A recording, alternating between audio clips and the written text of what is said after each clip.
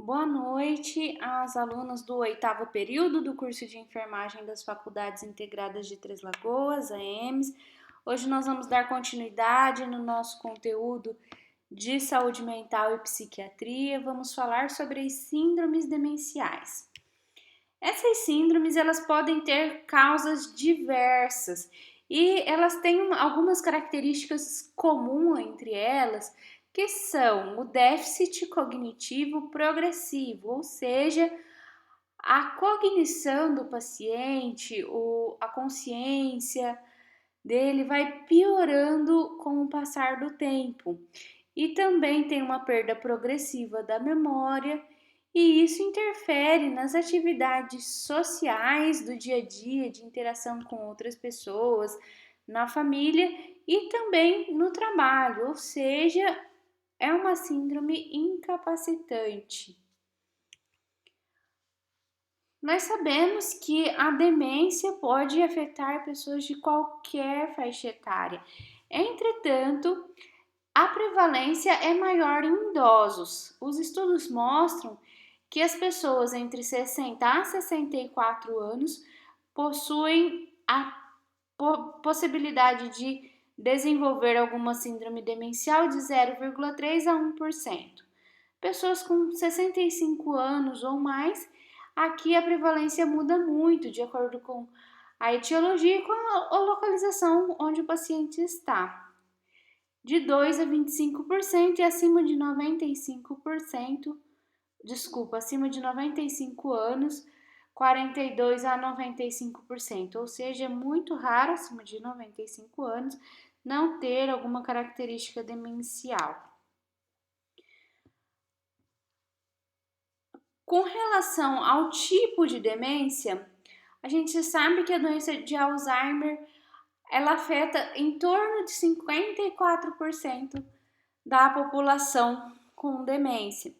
Só que essa taxa pode ser mais alta de acordo com o local. Por exemplo, no Brasil, em torno de 60% a prevalência de Alzheimer entre as pessoas que têm síndromes demenciais. Temos também a demência vascular, com 24%, e a demência mista, com 12%. Existe também a demência secundária, que ela possui causas infecciosas, traumas, neoplasias, ela pode ser causada também por medicações, entre outras coisas. E essa demência, ela tem uma prevalência menor de 10%. Para realizar o diagnóstico, saber se a pessoa está sofrendo uma síndrome demencial ou não, é um diagnóstico médico, de preferência um neurologista que vai realizar esse diagnóstico e vai considerar a história pregressa, o histórico clínico dessa pessoa. Se sofreu algum acidente vascular encefálico, traumas, como, por exemplo, acidentes automobilísticos, quedas, que a pessoa teve algum comprometimento na cabeça, doenças sistêmicas ou infecciosas. Isso vai ajudar, essas informações vão ajudar a direcionar o diagnóstico e saber a causa também da síndrome demencial. É importante avaliar o histórico familiar, lembrando que pessoas que têm síndrome demencial na família, especialmente as causadas geneticamente, que não por traumas ou por alguma doença infecciosa, as pessoas têm maior possibilidade de desenvolver também uma demência. São realizados testes de avaliação cognitiva, como, por exemplo, o mini exame do estado mental, onde o médico avalia se a pessoa sabe o dia, a hora, pede para falar frases repetidas vezes, algumas palavras, pede para a pessoa nomear objetos, desenhar, e isso vai ajudar no diagnóstico também. Também testes de avaliação funcional e exames de imagem são imprescindíveis, porque essas síndromes demenciais, elas afetam o sistema neurológico. Tem alteração do sistema nervoso, então elas aparecem nos exames de imagem, aparece a deterioração cerebral ali, tanto na tomografia quanto na ressonância magnética. Então, nós vamos falar um pouquinho das demências mais comuns no dia a dia. A primeira é a demência vascular, que nós vamos discutir, não é por conta da sua prevalência, porque a mais prevalente é a doença de Alzheimer, que nós vamos falar no final.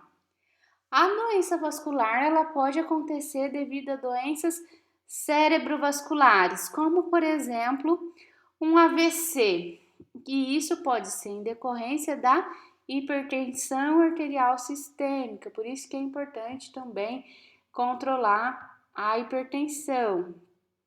Pode haver comprometimento do sistema nervoso por diabetes, por exemplo, porque a gente sabe que o diabetes dá neuropatia, ele causa a neuropatia quando está descompensada, ele causa modificações na estrutura das células, causa também alterações no sistema venoso e arterial, então pode comprometer a chegada do sangue no cérebro.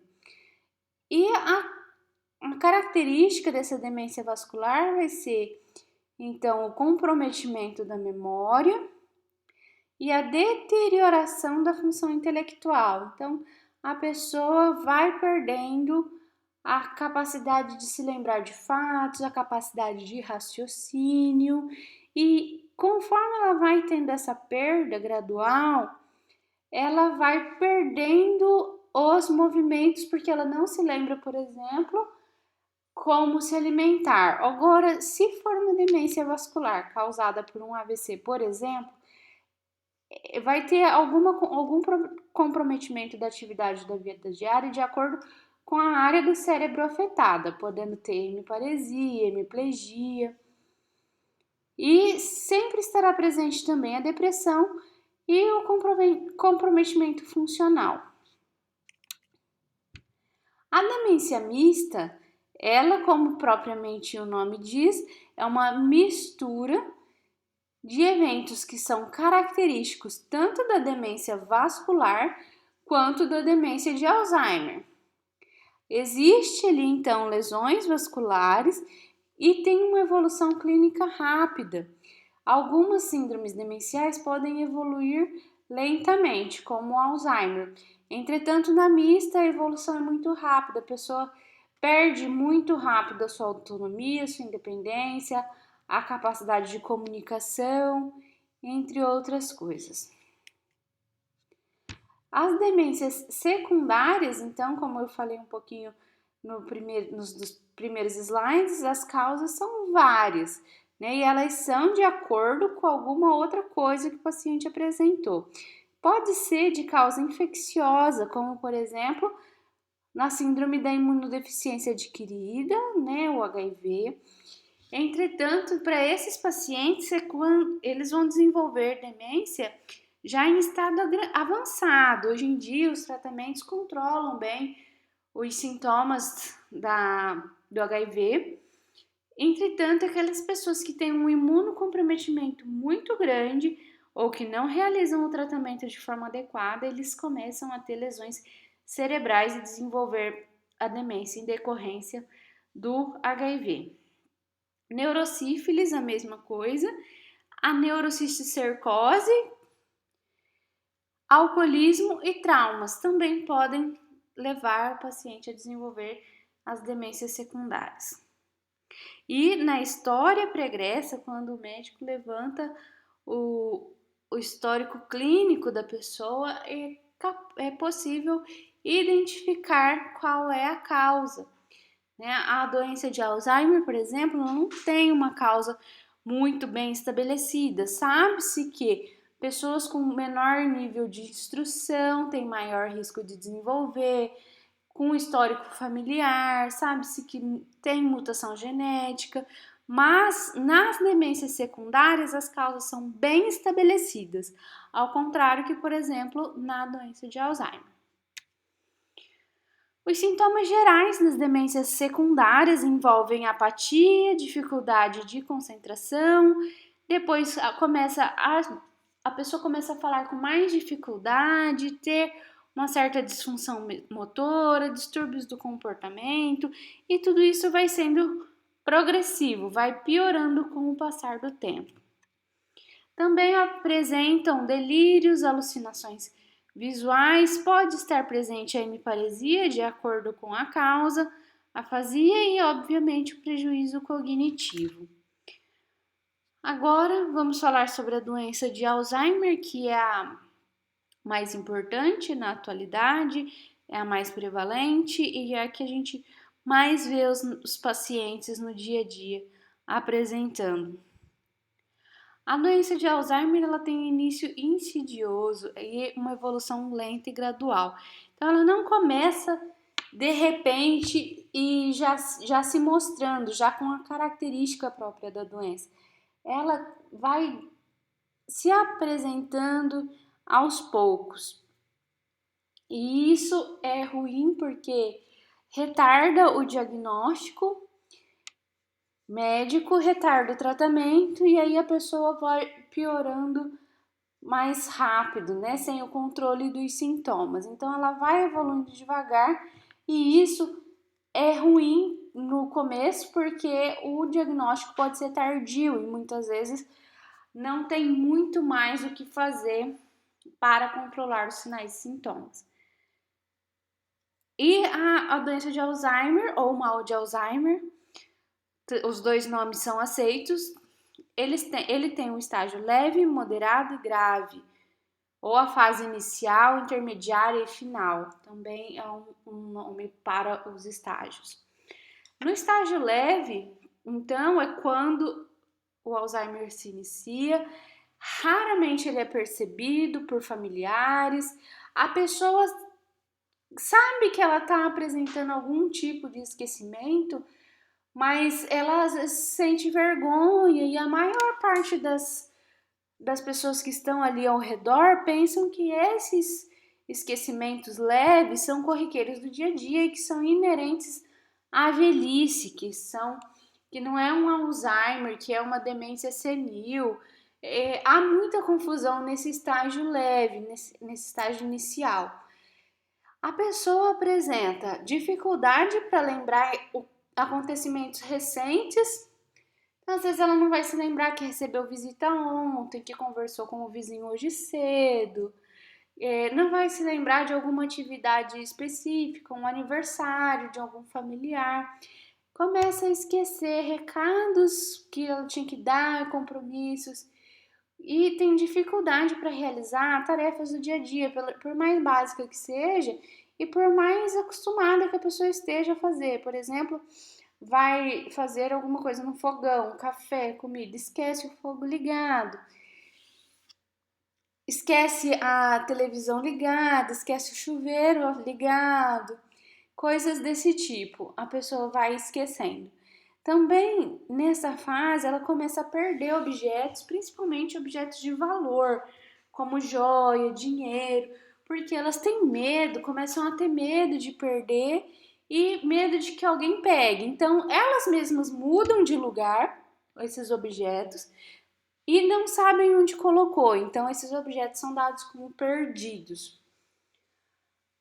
Dificuldade também de organização de atividades ou finanças. Então, uma pessoa que começa a ficar confusa, não lembra mais onde pôs alguma coisa, não organiza mais a geladeira do mesmo jeito que organizava antes, começa a se perder com dinheiro, dá dinheiro para as outras pessoas.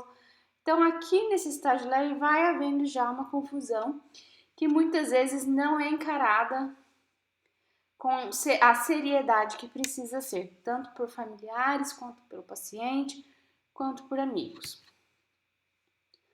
Ainda no estágio leve, as pessoas começam a perder o interesse em realizar as atividades, porque sabe que eles já estão ficando meio atrapalhados na cabeça, e isso fala deles mesmos. Muitos idosos com doença de Alzheimer falam, eu tô meio atrapalhado da cabeça. Então, eles não querem mais fazer parte de atividades do dia a dia. Não tem mais motivação também, eles vão perdendo. Pode estar presente, em grande porcentagem dos casos, a depressão.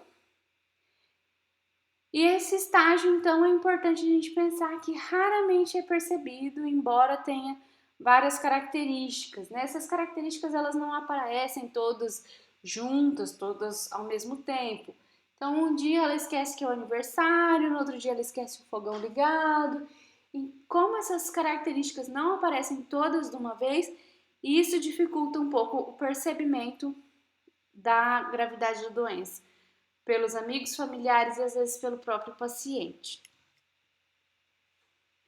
O estágio moderado, então o paciente raramente tem um diagnóstico ali na fase leve e rapidamente ele passa para o estágio moderado, que geralmente é o estágio que dura mais tempo, mais anos, e nesse estágio sim que grande parte dos diagnósticos é feita, né? Porque começa a ter uma dificuldade maior no dia a dia, começa a atrapalhar a vida dos filhos e invadir a privacidade de outras pessoas, porque a pessoa com mal de Alzheimer no estágio moderado, ela vai precisar ser supervisionada para tudo, ela não precisa que alguém faça por ela, mas nesse estágio moderado ela precisa de supervisão. Ela apresenta humor retraído, já não conversa tanto mais. Nesse período, a gente tem que tomar cuidado, não pode deixar o paciente sair sozinho para a rua, porque a grande possibilidade dele se esquecer do endereço, esquecer onde ele está, risco de queda, porque já começa aqui também um comprometimento funcional. Então, nesse estágio, a gente precisa supervisionar o paciente, orientar a família a estar com ele o tempo inteiro, não deve morar sozinho. No estágio leve, a pessoa ainda consegue morar sozinho, porque na sociedade onde a gente vive atualmente, nós vemos grandes partes dos idosos vivendo sozinhos, mas quando chega nessa fase de estágio moderado da doença de Alzheimer, precisa ter supervisão 24 horas por dia. Para tomar banho, porque às vezes a pessoa vai ligar o chuveiro e ela vai esquecer que ela tem que entrar dentro do box, debaixo do chuveiro para tomar banho. Ela vai ligar e depois ela vai esquecer e vai sair, às vezes ela troca de roupa e esqueceu de tomar banho. Não é porque ela não quer tomar banho, é porque ela esquece. Ela esquece de trocar roupa ou ela entra de roupa debaixo do chuveiro. Esquece de comer ou também esquece que já comeu e vai comer de novo. Isso também é bem comum. Então precisa estar junto com essa pessoa o tempo inteiro, orientando. Ela ainda tem a capacidade de pegar o alimento, levar na boca, mastigar e engolir. Ela ainda tem a capacidade de tomar banho. Mas é necessário falar, olha, Dona Maria, agora nós vamos tirar a roupa. A senhora pode tirar a roupa porque a senhora vai tomar banho. Vai tirar a roupa. Agora a senhora vai entrar debaixo do chuveiro, pega o sabonete, esfrega no corpo. E assim a gente vai indo, vai falando, dando comandos para que o paciente faça o autocuidado, porque nessa fase ele ainda consegue. Começa a ter nessa fase também alterações no padrão do sono. Pode ter, é específico, né? É mais comum ter a insônia do que a sonolência.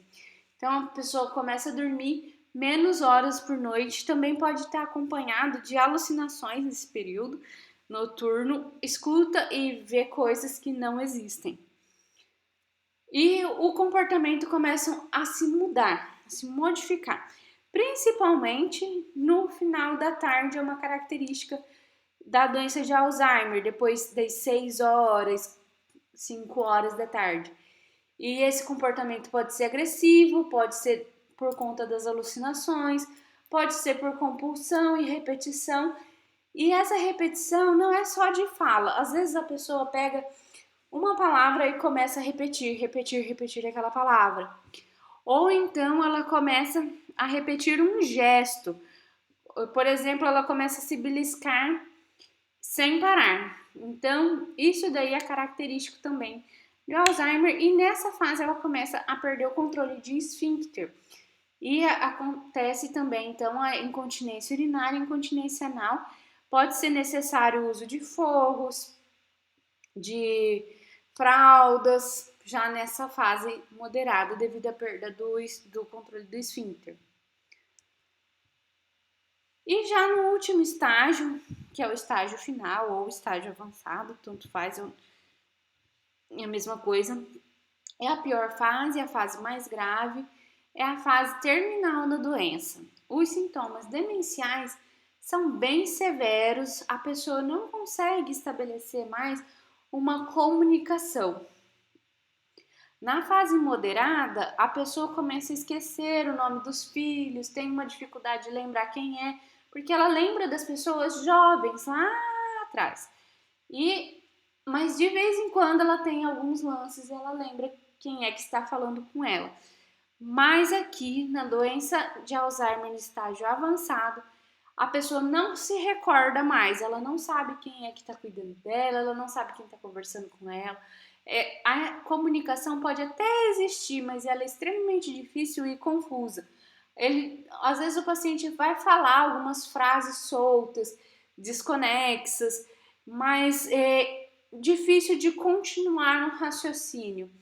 Raramente reconhece, então, pessoas, não lembra de nome dos objetos, nome das coisas, não sabe onde ela está. Ela pode estar na casa que ela viveu a vida inteira, muitas vezes ela esquece onde que ela está, ela quer voltar para a casa dela, que ela viveu quando nasceu, quando era criança, por exemplo, porque ela não reconhece aquele ambiente que ela está. Nessa fase, o paciente apresenta uma dependência total de cuidados, ou seja, aqui é necessário que a gente faça por ele. No moderado, a gente precisa supervisionar. Aqui não, aqui a gente precisa fazer as atividades por eles, porque eles não sabem mais, não conseguem pegar o alimento, levar à boca, mastigar e engolir, por exemplo. Então, a gente precisa dar a dieta, administrar a dieta para eles. E muitas vezes, nesses estágios, o paciente já está com atrofias de membros inferiores e superiores, já está com sonda nasoonteral, às vezes com cateterismo vesical, já é um paciente já bem debilitado, pode estar contrito no leito ou também pode ser que ele possa ir para a cadeira de rodas, mas já tem muita limitação de movimentos aqui e precisa então de uma assistência 24 horas por dia para banho, alimentação, higiene, etc, para tudo. Nesse estágio, devido à pouca mobilidade que ele tem, então esse paciente está vulnerável para desenvolver infecções e lesões, como por exemplo, infecção, pneumonia, porque às vezes o familiar deixa muito tempo deitado na mesma posição, fica dias, semanas, e aí tem a estase pulmonar e a pneumonia em consequência. Infecção de urina também por higiene inadequada da região íntima. Lesões de pele, por exemplo, as lesões por pressão, ou o paciente bate a perna na grade da cama. Nesse estágio é importante pensar que precisa colocar grade na cama para que ele não vire e não caia. Ou bate em algum lugar, na cadeira de rodas, então vai causar lesões. A gente tem que pensar que é um paciente fragilizado, já está em risco de desnutrição também, desculpa. A pele provavelmente já vai estar bem ressecada, então a gente precisa tomar medidas, cuidados para proteger esse paciente. No geral, as medidas preventivas estabelecidas pelo Ministério da Saúde para se prevenir o surgimento da doença de Alzheimer são estudar, ler, trabalhar a mente, executar jogos mais difíceis que vão estimular o raciocínio lógico, realizar atividades em grupo, com outras pessoas, interação social aumentada, ter uma alimentação equilibrada, principalmente em inserir no dia a dia oleaginosas, legumes, frutas, que vão combater os radicais livres e proteger o nosso cérebro contra a doença do Alzheimer. Também é importante realizar exercícios físicos regulares e manter contato com outras pessoas. E essas são as medidas estabelecidas pelo Ministério da Saúde para a prevenção da doença de Alzheimer. Com relação ao tratamento medicamentoso da doença de Alzheimer, também foi instituído pelo Ministério da Saúde algumas medicações que são disponibilizadas pelo SUS no Brasil inteiro. Essas medicações são as padronizadas, são as que os médicos, tanto do SUS quanto particulares, prescrevem. E para ter acesso a essas medicações é necessário a receita médica, o preenchimento do formulário de medicações de alto custo, o diagnóstico médico bem estabelecido, um relatório médico, para que haja a dispensação pelo SUS. Importante a gente lembrar que a doença de Alzheimer não possui cura. Ela existe uma estabilização por alguns anos, por um tempo específico, que vai variar de pessoa para pessoa. As medicações que fazem essa pausa, né, que evitam a progressão da doença por um tempo, são a donezepila, a galantamina, a rivastigmina, tanto em comprimido quanto em adesivo intradérmico, e a memantina. Então, o objetivo do tratamento não é a cura, mas é fazer com que o paciente fique melhor, fique estável por mais tempo do que sem as medicações. Também temos o tratamento não farmacológico. O farmacológico ele vai interferir nas funções cognitivas. E o tratamento não farmacológico ele vai ter o objetivo principal de retardar as perdas das funções motoras e vitais. Então, podem ser instituídas a fisioterapia para auxiliar a pessoa a continuar se movimentando. Então, vão ser feitos movimentos para que a pessoa continue andando, caminhando, se alimentando, a fonoaudiologia, para que a pessoa tenha um retardo na dificuldade de deglutição, que ela consiga se alimentar, que ela consiga comer, mastigar e engolir por mais tempo e evitando assim então a sondagem, né, o cateterismo nasoenteral por mais tempo, evitando o risco de gastrostomia também.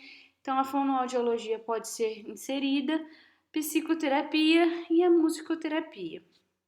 Com relação das atribuições da equipe de enfermagem, nós vamos fazer funções que são vitais para que o paciente tenha uma qualidade de vida melhor. Não só o paciente, mas a família e os cuidadores também.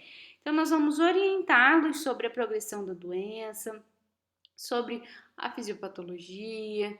Vamos orientar que a doença não tem cura, que ela é progressiva e que quanto mais atividades nós fizermos com esses pacientes, mais a doença será retardada, mais os sintomas vão demorar para aparecer.